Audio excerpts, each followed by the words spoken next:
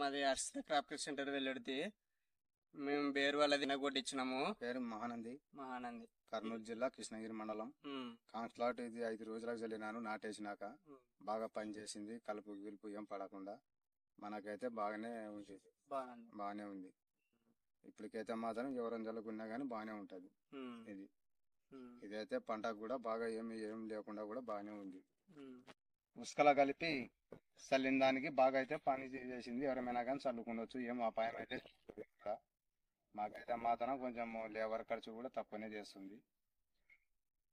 మొత్తానికి బాగుంది. బాగుంది. ఒకసారి చూద్దాం.